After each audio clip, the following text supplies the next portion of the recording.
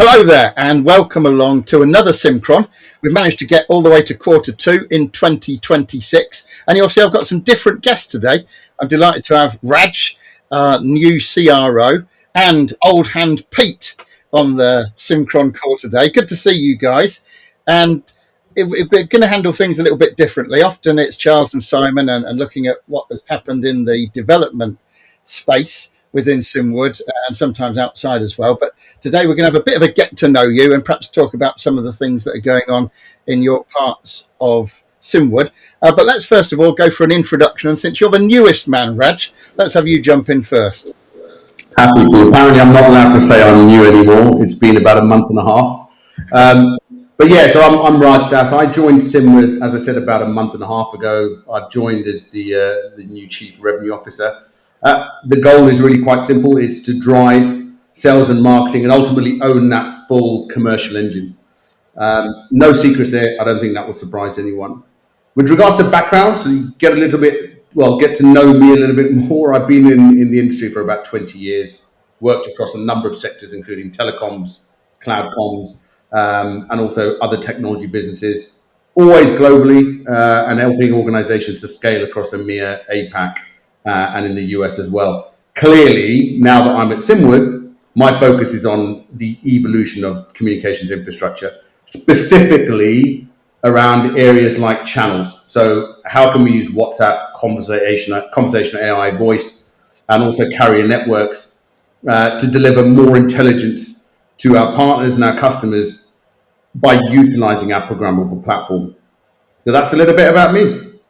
Great. Thank you, Raj. And Pete, over to you for a bit of an intro. Wow. Be surprised if people don't know who I am after 20 years of telecoms and circling our industries block. I'm a Simwood CCO. That second C is interchangeable, depending on the context. Very simply, if it's development and ops, it's Charles's bag. If it's sales and marketing, it's Raj's bag. If it doesn't fit into those two pots, it ends up on my plate. And that's me. Officer in charge of special bags, by the sound of things there. Okay, now some of the hot news in the world of Simwood more recently has been around our WhatsApp integration, being a Meta business partner, and of course the conversational AI piece. And we're already on the second generation of Simwood's conversational AI. Raj, you've been on a bit of a learning curve about that since you've jumped in. Tell us more about what's exciting right now. Yeah, so look, I've obviously known Simwood for quite some time. And the thing that excites me with regards to WhatsApp and conversational AI in particular is you can see at the moment that communications are converging. And people will say that this has been happening for a while, but for me, this is the first time where it's happening in a really practical way. And it's being driven by the consumers and the end customers because they no longer think of terms like channels. What they actually want is better service, better engagement. So for our customers, they need to be in a position to reach out to their customers in a very secure way, in an instant way, and they also need to engage with their end customers in the app that their customers are already using on a daily basis. So I think that whole convergence play has changed massively, and that's quite exciting because it falls very, very nicely into Simwood's playbook. The other thing that I would say is WhatsApp is particularly interesting because it really does combine all the things that are concerning our customers today when you consider identity or trust, messaging, of course, which everyone uses, but also voice. But the real big win is the scale is huge. And it's also very global. So there is a huge benefit for enterprises and customers to actually have a new line of service that they can deliver to their end customers, as well as another line of monetization as well. And when you combine that with conversational AI, you all of a sudden can be in a position where you're moving away from reactive customer service to what I call genuine intelligent engagement. So that's a bit of an overview. I can talk about this forever around why I'm quite excited about both WhatsApp and conversational AI. Yeah, but both biggies. And of course, in the US, they're a little bit behind some parts of the world with just 91 million WhatsApp users at the moment, less than a third of their population. So there's a bit of an open one might call is it blue ocean or red ocean or something? There's a land of opportunity just there, which is exciting. What's your take on the WhatsApp and conversational AI space, Pete? I'm going to rehash what Simon said in the blog a little while ago. Is WhatsApp is fundamentally building the PSTN as it always should have been. You have a very, very consumer-centric experience that fosters trust. Most engagements with a business from within the WhatsApp ecosystem have to be consumer-initiated. If you want to send a message to a WhatsApp user, it either has to be within a window, within 24 hours of that consumer having initiated contact with you, or fit within a pre-approved template. So it can be a vehicle for classic A to P messaging and your one-time passwords and everything within that as an alternative. But it also avoids or just rejects at the outset the ability for scammers or scroats, as we like to refer to them, entering the ecosystem. Also, Meta doesn't particularly want to be a carrier. It's not a carrier. It does some things very well. It also protects its users by not allowing a bridge to the PSTN. Now, that's front and center. If you see Meta's contract, it's sizable opus that we had to sign in order to facilitate WhatsApp transactions is right there on page 1 in big bold letters. Thou shalt not bridge to the PSTN. That is also part of their ethos of trust. It's also not regulated in the traditional way. There's pros and cons with that. The regulatory economist in me will raise my eyebrows substantially, but it does also allow them to take a very pro-consumer stance and discriminate in favour of the consumer. I'll also just add on, you mentioned the US being blue ocean. It's also worth noting that WhatsApp is fundamentally how the economy of Latin America and Asia works. If you visited there recently, every single piece of business that you'll conduct will be on WhatsApp.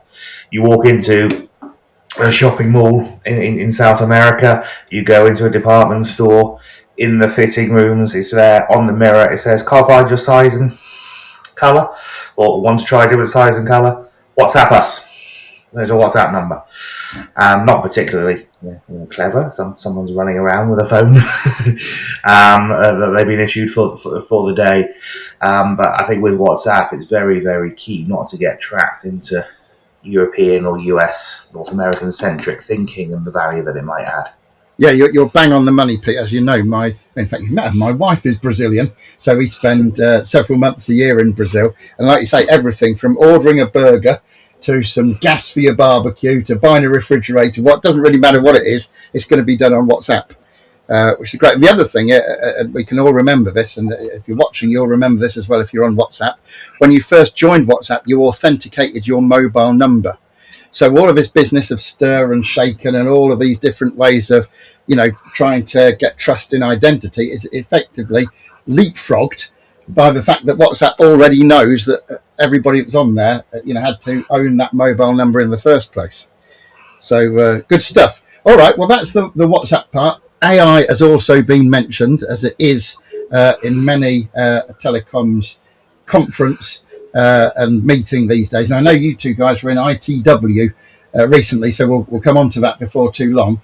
But in terms of Simwood's conversational AI and how that might fit into what our clients and our potential clients are doing, we'd like to talk a little bit about that, Raj. Yeah, absolutely. Look, I'll talk about AI as a whole and how it fits into the product and also just our commercial strategy, because I think it does all play into the same thing.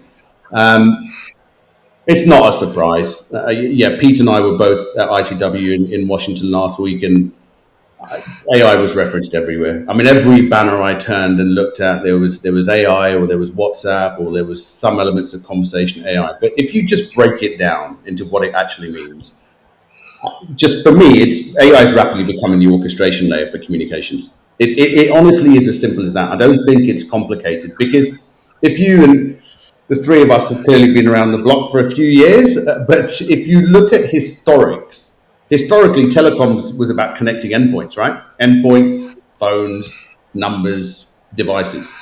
Then that was it.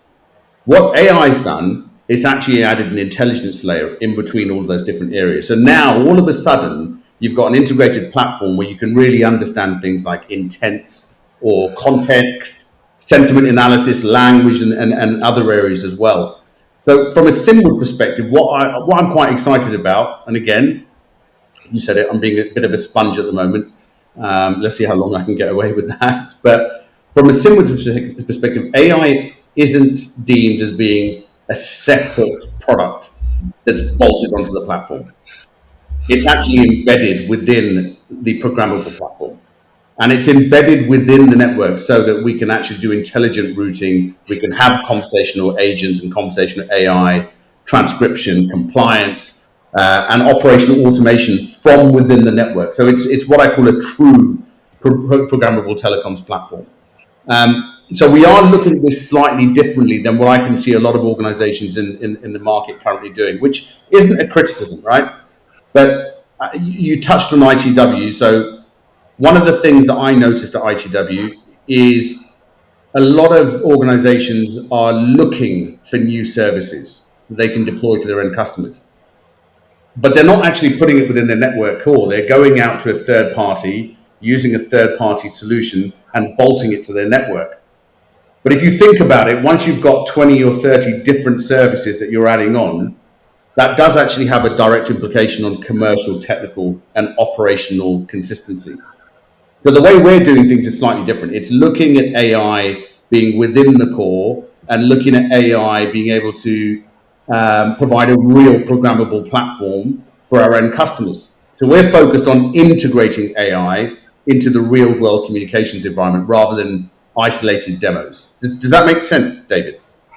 Yeah, I understand what you mean. And of course, the inherent trouble of sort of buying boxes and strapping them together is not just the different APIs and the bits of string you have to connect these all together, but the licensing, the maintenance. There's a world of hurt, as our American colleagues might say, in going down the magic box route. So having everything inside a globally distributed core that's IP native and API first does seem like the way to go.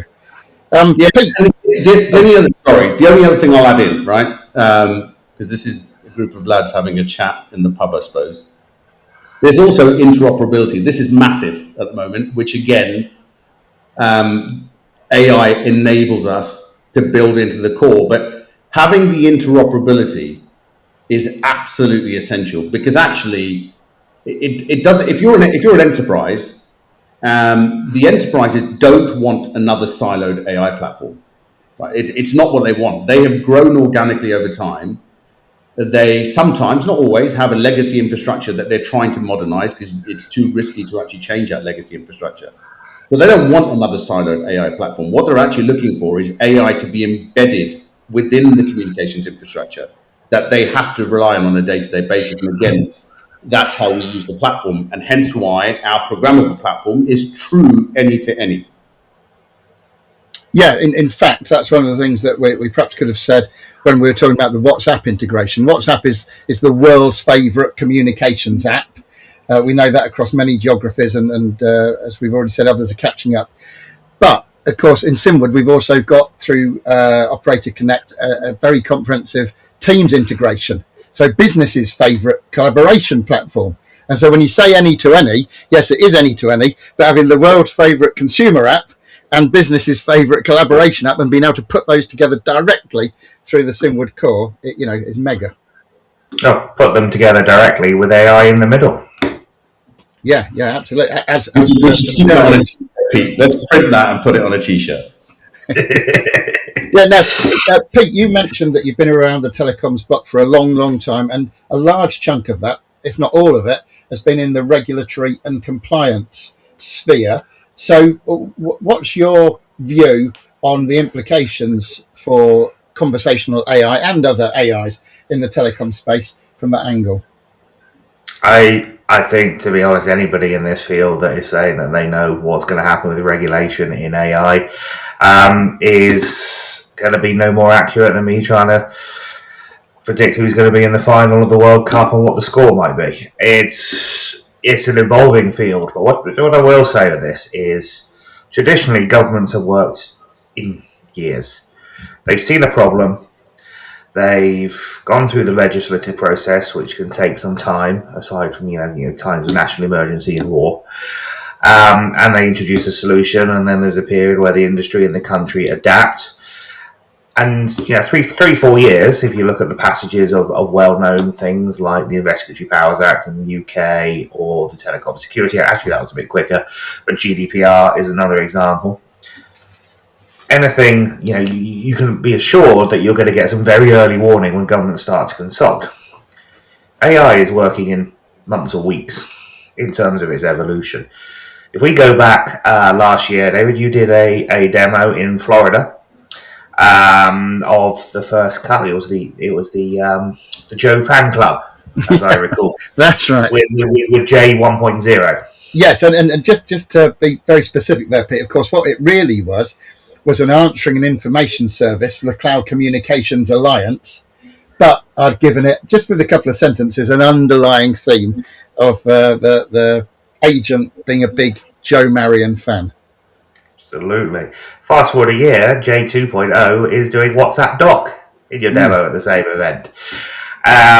And they are orders of magnitude different in the space of a year, is the pace of change that we've seen there. And having seen snippets of what Charles will be talking about on the next SimCron, again, another quantum leap forward.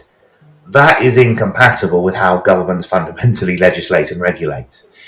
However, the flip side of that coin is, for us as a UK company, we're subject to the most stringent telecom security legislation on the planet by some way. We've managed to go further than even the Germans in this regard. We're also subject, by means of retained EU law, to one of the most consumer-friendly privacy laws on the planet in GDPR. You see analogues of this from the EU in North America. You especially look at privacy in California or Quebec. We're in an environment where the foundation that we're working from is already very strong. So it's not the Wild West from a regulatory standpoint.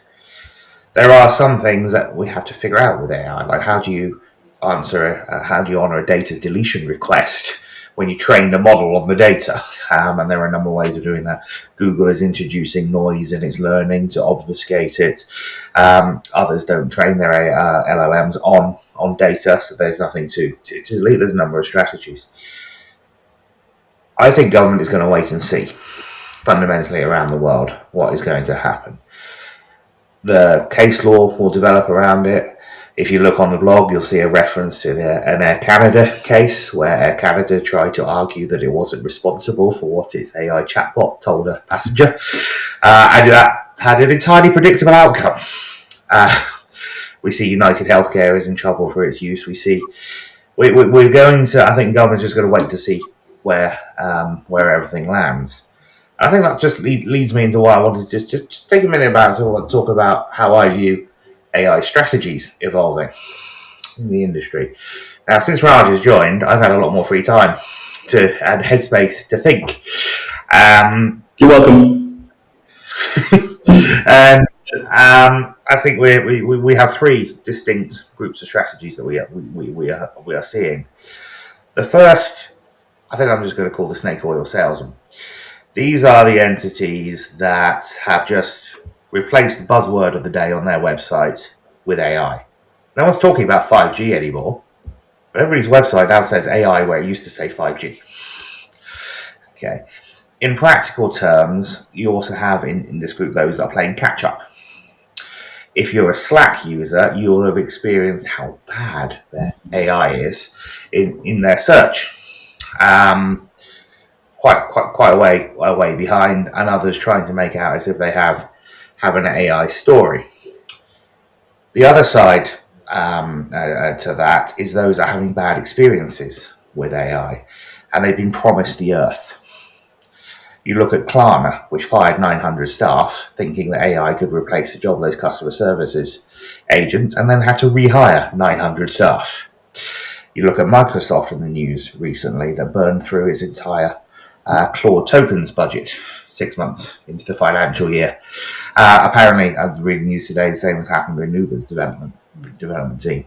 There's huge pressure on CFOs of companies to realize AI benefits, and there is a long queue of people out there to try and sell them AI benefits.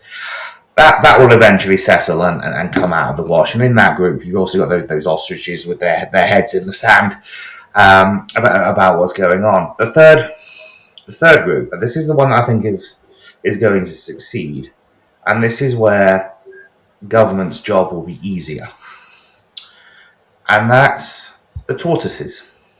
Go back to Aesop's fables. They have the hare and the tortoise. The tortoise is the one that wins. These are the entities that are augmenting, not replacing. They're taking AI in very, very specific use cases in order to make humans better. Now, that could be as simple as Simon, with his experience in mountain rescue, will talk about having an AI listening into a 999 call and just going, oh, hang on, operator, 2 minutes ago, they said they had chest pains, and you just categorized this as a level 3. Are you sure? In a more realistic context with J 2.0, it's actually having a smart IVR. Not the sort of IVR where it just says, state the nature of your problem. You just shout agent at it to get through to a human. We've all been there. But one that can actually intelligently discharge a number of queries. I want a copy of invoice number 123. It could just send you a copy of invoice number 123. Those use cases, which will be very industry specific, I think will be the ones that win. If you look at the regulatory construct that we have, it is far more amenable to incremental improvement than it is to revolution. I think some of the revolutions are going to fizzle out and die, as we're already seeing.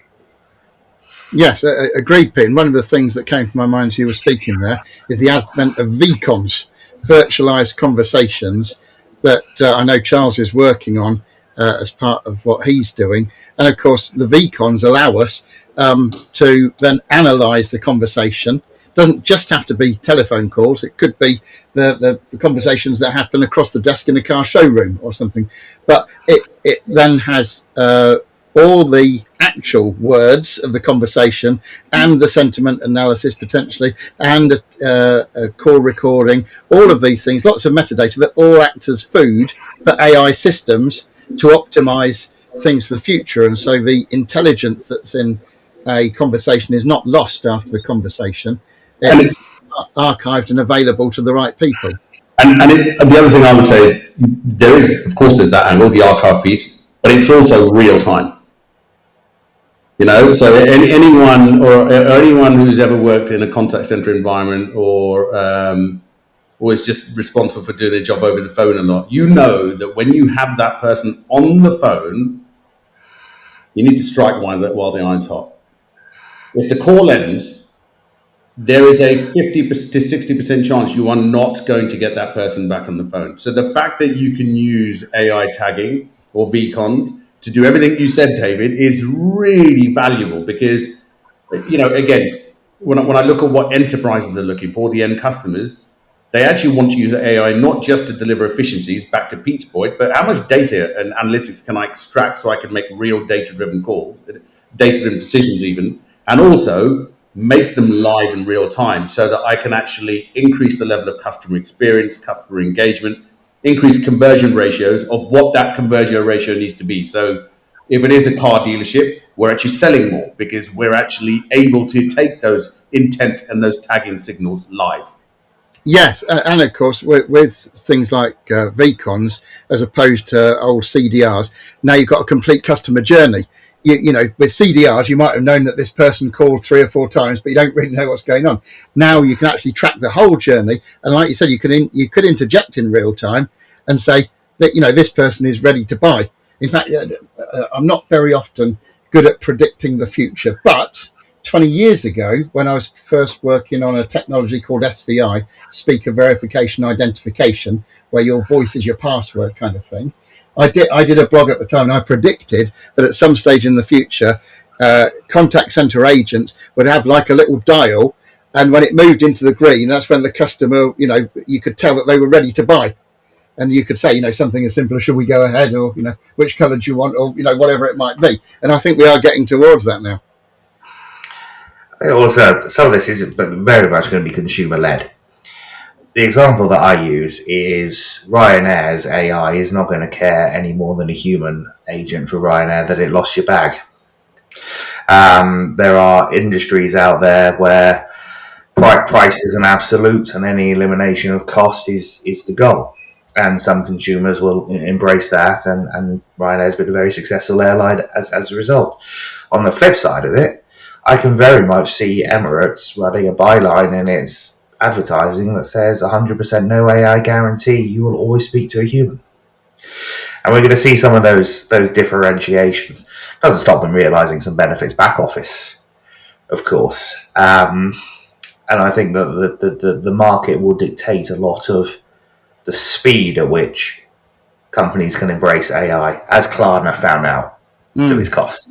Yeah, isn't it crazy that we're only, a year and a bit, or maybe 2 years in, and there's already a big number of horror stories that people can point to that are quite public. Now, both of you were in ITW not so long ago. You've alluded to that already, Raj. But I'd like to ask you about your takeaways. I know Pete's a seasoned ITW goer, so he can perhaps colour his with what was different this year, or what was the theme this year. But let's go to you first, Raj. What were your thoughts about your trip to Washington? I mean, you're right. I haven't been to ITW in years, so actually being able to go was brilliant. Also, just to join Simwood and then a month later be able to go to ITW and actually spend real quality time with existing customers and also prospects, just to get a feel for what they think of Simwood, how they're engaging with Simwood, where they think their market's going, and how Simwood could help. Really, really valuable. Plus, I got to actually meet Pete face to face and spend quality time with him. So that was I was going to say you can't easily write off the opportunity to bond with Pete in a faraway place. It was great. It was real quality time. So yeah, that was really, really valuable, and also, quite frankly, to pick Pete's brains. I've got ideas already. To sit down with Pete, to share with him some of my thoughts and ideas, and for him to give me his feedback, and thankfully not just rip it to shreds and throw it down the toilet, was very, very helpful. But look, my takeaways, and I was thinking about this the other day. I'll do this in a bullet format, just to keep it quite punchy. But I'll focus on the ones that I think are most important. The first one for me is voice is not going anywhere. So I know we're always talking about the decline of voice. We're talking about margin constraints in voice. But at the end of the day, it's not going anywhere.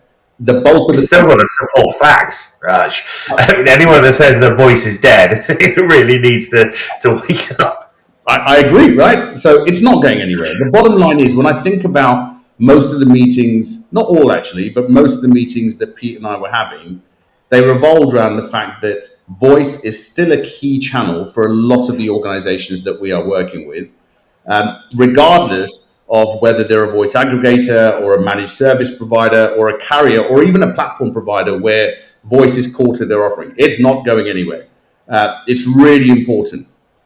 The second thing I took away is partnering with the right underlying voice platform provider is essential to these organizations. There were a number of conversations that Pete and I had with ex-customers who left and now want to come back because they feel that they're working with those underlying voice platform providers now and they are having nothing but issues. So, we pride ourselves on being transparent. We pride ourselves on being truthful and also aligning with compliance and regulation, which clearly Pete could talk about till the sun comes down. What I found really interesting is there were a number of organizations that left because they found that quite difficult, but now they've come back and said, actually, you're not overly stringent. You actually follow the rules, which means the level of service is better. So we want to come back. So that was another thing that I found very interesting. And just to jump in for a minute, Raj, I think part of that is a recognition that they didn't probably know at the time, but that Simwood was ahead of the curve. and so they've gone somewhere else, found other people playing catch up, and have wanted to come back to where the leading edge is. Well, I agreed, and look, I'm not gonna steal Pete's thunder, but he's probably going to talk about this because I assume you're going to ask him the right question. The number of organisations and individuals that came over just to pick his brains around compliance and regulation, I've never seen anything like it in the events I've gone to before. So these are organisations or individuals that were not coming over to talk about how do we do more business because we've got the bulk of the business. It was, you're the experts. This is not our wheelhouse. Please help us. Please guide us and give us that knowledge. Phenomenal. Just shows the level of knowledge and industry expertise that Simwood has, which should not be taken lightly. The other thing I would say that I found really interesting, because I've been doing this for a while, I'm going to say this is Omnichannel is gaining momentum again.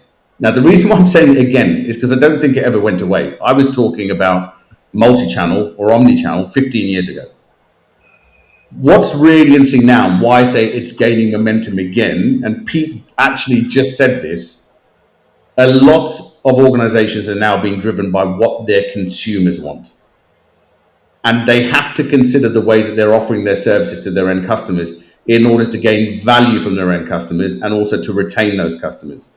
And that is causing a level of complexity for organizations because they really do want to have a omni-channel experience where in the past it may not have been true omni-channel.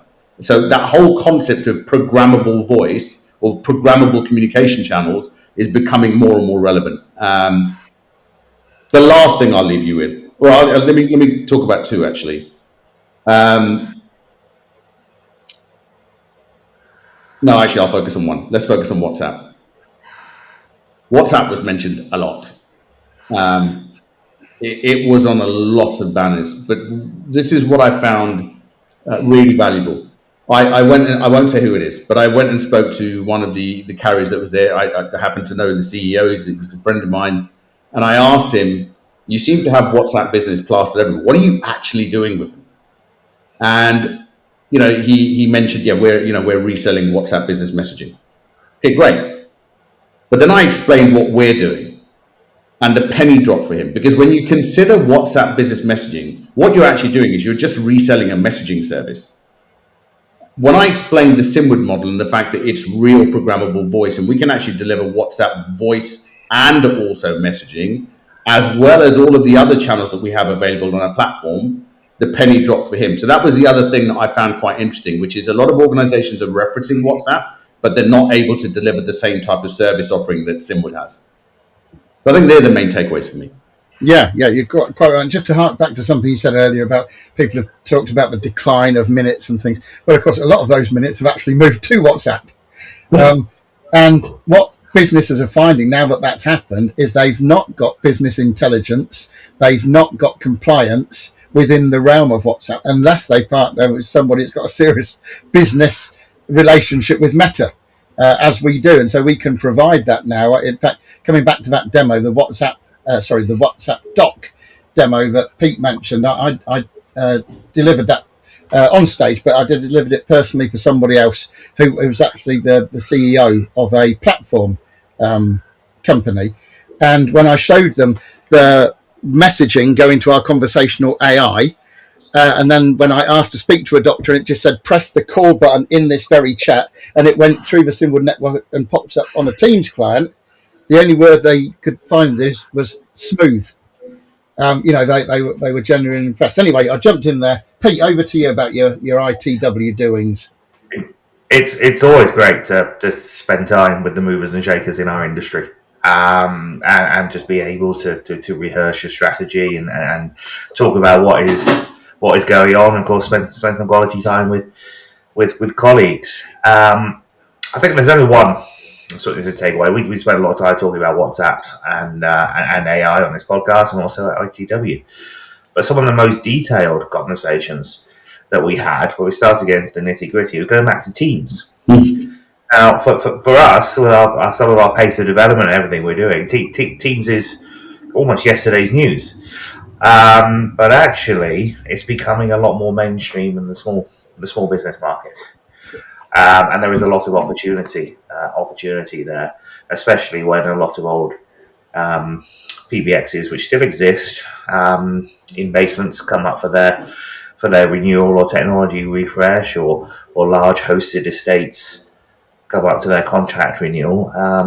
I remember Matt Townend at Cavell Group forecasting that Teams will have a 30% market share by 2030. Midway through 2026, that might have been an optimistic projection a couple of 3 years ago, but it is certainly going to be a significant presence within the industry. And just to circle back to voice, isn't dead. That always makes me laugh because, fax isn't dead. Fax is the veritable cockroach of our industry. It's still there, however many decades on. PSTN voice is under pressure. The old-fashioned now IP switch, but circuit switch telephony, the very sort of inflexible point-to-point transit, that is in decline in some respects. It's very hard to monetize that increasingly because it's increasingly commoditized. But voice over something as a means of two people communicating, especially with the ubiquity of that E164 identifier that goes with it, that is never going to go away. That is, I think, going to be as embedded in our global ecosystem as domain names and everything else. A phone number is going to be a phone number. It's just going to be transported and handled very differently, and that's becoming increasingly clear. But yeah, I think it is just worth just reiterating and digging out some of the good work that we've done with Teams and put it as a first-class citizen alongside everything else on our network without a single magic box inside. Yeah. Once again, very ahead of the curve. One of the things that people get concerned about sometimes at shows like ITW is the people coming up with dodgy traffic that they want to send to your network. We've coined the term, or you've coined the term, Pete, inside Simwood, the scrotes. And I know from working with you that you've got a very good scrote radar. And so how was that at ITW? Is it going up, going down, or about the same? So I think probably less. I can't take credit for the term scrote. That was very much Simon lexicon that got very quickly adopted because it is a very apt term. I think, the sorts of people that are engaged in that business are having a very, very tough time. If we look at how the UK, the US, and other countries have just sort of handled some of the fraud and scammy traffic, of course, there's false positives. I think the example I always use is algorithmically, to me, how do I tell the difference between an NHS trust confirming appointments for the next week and somebody trying to tell your granny that they're from Microsoft and she's got a virus on her PC? The stats of those traffics, everything we can probe algorithmically from CDRs looks the same, so we have to be careful. But increasingly, a lot of that bad traffic is shopping around for a home and is failing to find one. On the fringes of that, I know I spoke to several CPs out there who are just like, this is just all too hard and difficult. We've binned off X number of customers because we just don't want the hassle of FCC, Ofcom, RCEP, Comreg, any of them, for the low margin. And that's a key point, because if you've got a 20% ASR and a 6-second ACD, the amount of money that can be made on that is negligible, but you still got to have the network capacity for it, which is not a negligible cost. And as technology refreshes happen, I think there are serious conversations happening within the industry about what capacity is really needed. And if you're capacity constrained, the first traffic stream that raises its head over the parapet is the sort of scammy, scroty dialer traffic. So I think the war is progressing. The side of good are prevailing, but there is still a long way to go, and there is still a lot of it out there every day. Something crosses my desk, in this relation, but there were noticeably fewer of those actors in Washington. Well, that's good to hear, and it's worth noting that even for people that might tell dirty lies at first meetings or at the outset, that if they manage to get through your very, very stringent KYC process, and then they do something dirty, that over 250 checks are passed or applied when a call comes into the Simwood network. So if we suspect anything bad is going on, they're soon caught. Now we're drawing to the end of our time together, gents. Thank you very much for giving of your time and experience here. So as we come towards the end, what's one thing that you would want to say to somebody that's entering the telecoms or the carrier world right now, that's a potential client of Simwood's, or maybe even an existing client of Simwood's? Well, should I jump in? Jump in, Raj. You go first, yeah. I would say focus on interoperability and trust. I think it's really important, because what you've got at the moment, you've got a lot of organizations entering the market. They're excited about AI models or individual channels and what that can deliver, like WhatsApp, which again, we've mentioned a lot. But if you look at the long-term value and how do you have a sustainable business and add real value, it is actually in connecting the ecosystems together in a secure way and also a very intelligent way. And I think that I can't remember who they were, but I was having this conversation with a group of people at one of the networking events at ITW as well, and they agreed with this. The winners in this space aren't going to be the ones that just have great AI or just great messaging, right? Because that's not a sustainable way to grow the business. They're going to be the companies that can actually combine different communication channels, also have identity, ensure compliance, implement automation as much as possible, and really deliver operational excellence and reliability, but do it at scale. So I would say interoperability and trust are probably the two of the things that you should really consider if you want to enter this marketplace. Oh, one other thing I would say, don't underestimate how quickly the market is moving. I remember how long things used to take some time ago, even 10 years ago, let alone 15 years ago. That is not the world that we live in now. Yes, it's interesting you say that, Reg, because of course that is the watchword in Simwood, that we're straight talking and forward thinking, and yet Simon regularly points out on the blog that other carriers that we know of are sort of only just getting around to implementing things that were done 20 years ago in the Simwood realm. Yeah. So that's my take on that question. Thank you. You simultaneously told people to what to look out for and a bit of what's next as well. So thank you very much for that. What about you, Pete? I think there's probably sort of two interrelated things here. The first is those that will be successful over the next 10, 15 years are the ones that add value. Those that specialize in certain functions or certain industries and can have serious conversations with their customers about how a premium product will drive efficiency and give a return on investment. Interrelated to that is the margins on some products in the voice space are tighter. Teams is it's just because Microsoft share in there reduces the amount that can go around to all the mouths that can be fed. You can make 60 points on a PBX lease on a piece of tin in the basement. You might be making 20 points on Teams, but consumer sentiment is going to drive you in one direction. So having to add value is the only way that you can protect your margins in those relationships.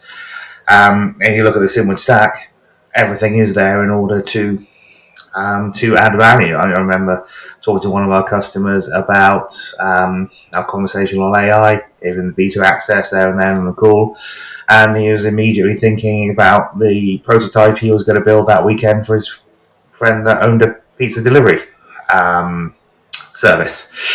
The idea that you can just ring up, it answers the phone, and you just say, very sorry, Mr. Duffett. George, who owns the pizzeria, is not here. I'm an AI, but can I just tell him to send you the usual? All of those sorts of adding value use cases will help us all remain sturdy and profitable in the future. Well, gents, thanks very much for giving of your time and experience over the last few minutes. And just like a job interview, which this isn't. Before we go, I'd just like to give you one opportunity to say anything else that you might want to say. So let's start with you, Raj.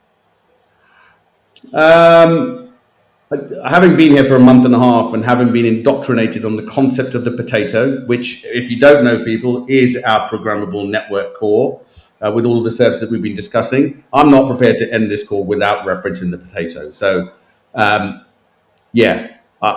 like to end there. We have the potato, we have the programmable telecom core that has all the services that we've referenced, and I'm now glad that I've said it. Well done, Raj. And what about you, Pete?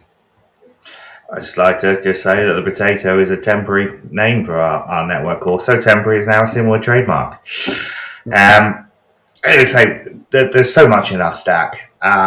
Just get in there, play with it, build some things, do some prototypes. I was speaking to one of our customers, showed him some of our AI and tools, and he was just immediately saying, I'm going to build a answering service for my friend who owns a pizza restaurant down the road. These are how you add. This is how you add value. This is how our industry will grow and remain sturdy and profitable in the future. Brilliant advice, Pete. Well, look, thanks very, very much for being part of SimCron in Q2, and we'll say goodbye and see everybody back in SimCron Q3. Bye.